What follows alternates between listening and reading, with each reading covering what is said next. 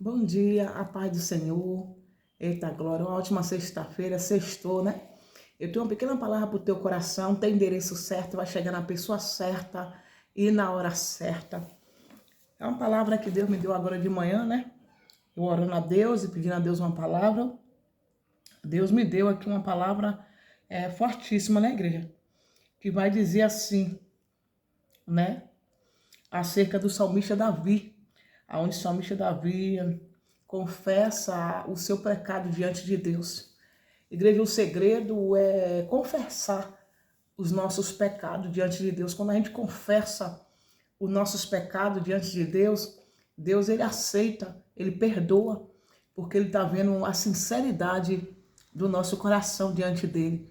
E quando ele vê que nós temos a sinceridade de pedir perdão a ele pelos nossos atos, pelos nossos malfeitos, você pode ter certeza que ele perdoa, porque Deus é Deus de perdão, né? Deus não é como o ser humano é, que quando o ser humano erra com a gente, ou então quando a gente erra com o ser humano, a gente acha uma dificuldade de pedir perdão para as pessoas, né? Até mesmo o receio de a pessoa não querer perdoar, né? E ali o inimigo, ele tranca o nosso coração, ele coloca um empecilho, uma barreira para que as pessoas não venham lhe perdoar ou você perdoar as pessoas, entendeu? E o perdão é muito bom, é muito gratificante a gente perdoar as pessoas, porque o perdão libera muitas coisas na nossa vida, né? Porque quando a gente não perdoa, as bênçãos ficam retidas, as bênçãos de Deus ficam retidas sobre a nossa vida.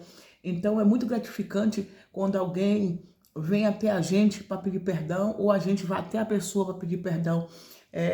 Vai depender do caso, porque quando Deus manda a gente pedir perdão, a gente tem que pedir perdão.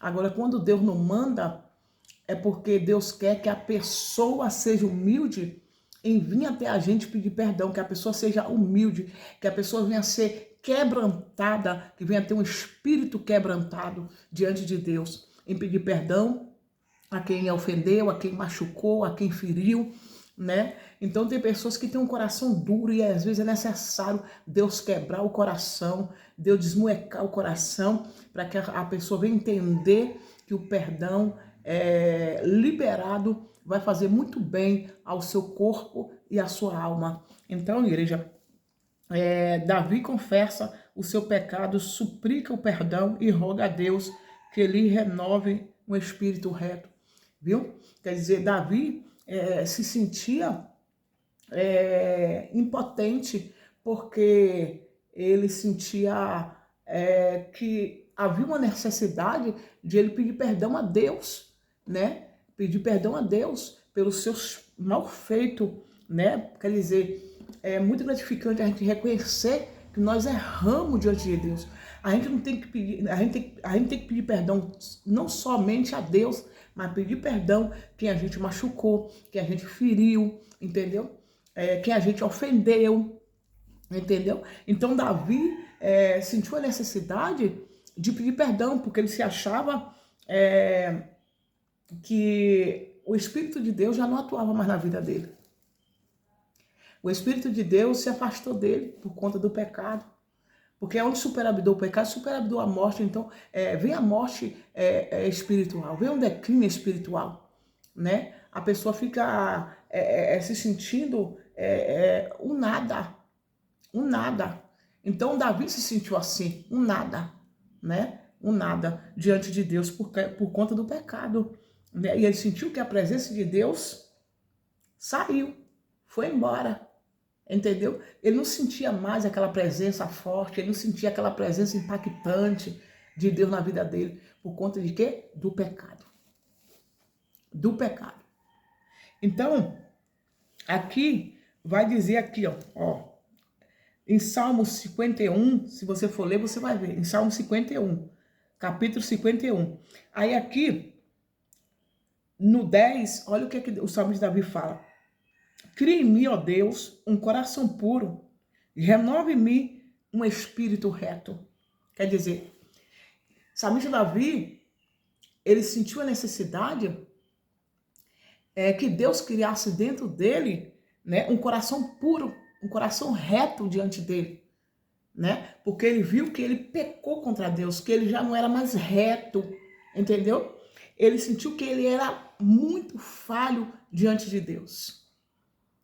E olha que a Bíblia vai dizer que o salmista Davi falhou uma vez só.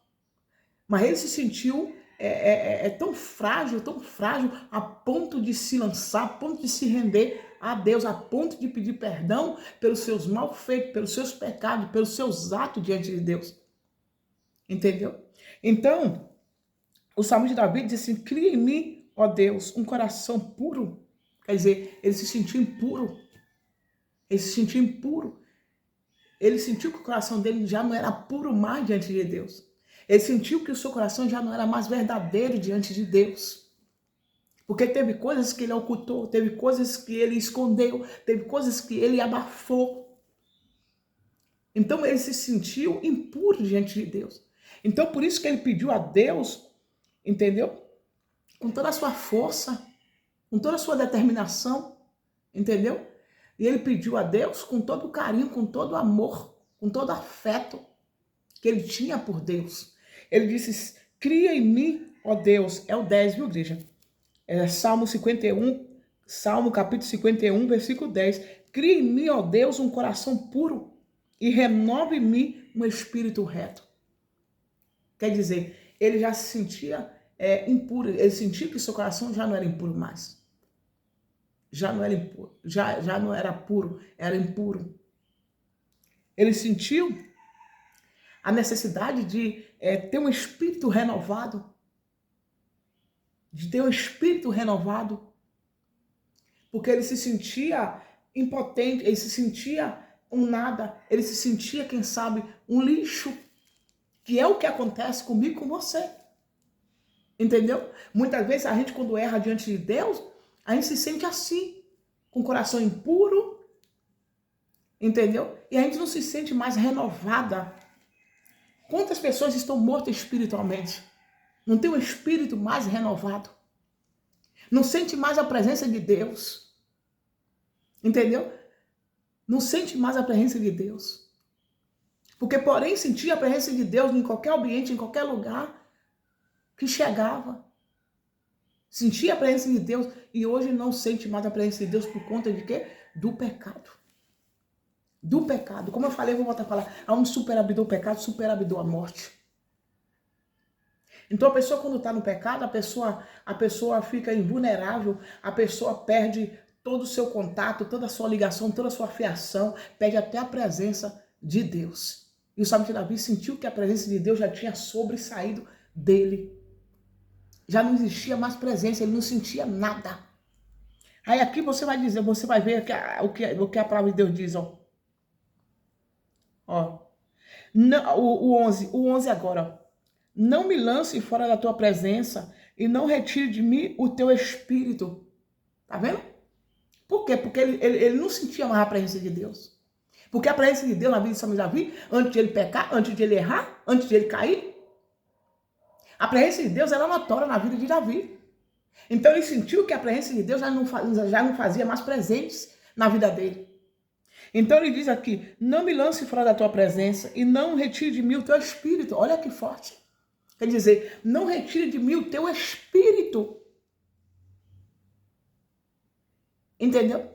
Então, quando ele falou, não retire de mim o teu espírito, não é que Deus retirou totalmente, mas a gente perde algum contato. A gente perde alguma ligação. A gente perde alguma intimidade com Deus. Na minha, na tua trajetória, por conta do pecado e por conta também das lutas, das provas, das barreiras, dos empecilhos, dos muros de Jericó, dos apontar de dedo, das acusações, das humilhações, da vergonha. Na minha, na tua caminhada, terra maná, carabaçu, nós perdemos a ligação, nós perdemos o contato com Deus. Por conta de algumas coisas, nós perdemos o contato com Deus. Quantas vezes pessoas perdem o contato com Deus, perdem a ligação com Deus, por conta até mesmo das provas, das lutas, que não suporta, que não aguenta mais. Prefere se manter, prefere não buscar, prefere não pagar preço, prefere não descer as madrugadas. Prefere não renunciar. prefere não jejuar, prefere não pagar voto, prefere não fazer propósito, prefere não fazer sacrifício. Por conta de quê? Das lutas e das provas e por conta do pecado. E o salmista Davi disse assim: não me lance fora da tua presença e não retire de mim o teu Espírito Santo. Olha o que é que diz o 14, eu vou ler o 12. Olha que forte. Que diz assim: torna a dar-me a alegria da tua salvação e sustém-me com espírito voluntário. Olha aí. Quer dizer, quando a gente peca, entendeu? A alegria já não é mais aquela alegria de antes. Por quê? Porque bate um arrependimento. Então, quer dizer, o salmista está aqui reconhecendo que quando a gente erra, quando a gente peca diante de Deus, porque a gente peca contra Deus e contra, né, o ser aqui na terra. Então, o salmista Davi viu que não era mais como antes.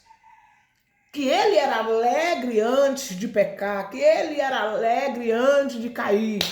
Entendeu? E naquele momento que o salmista Davi caiu, fraquejou, deixou de lutar, deixou de guerrear, acabou.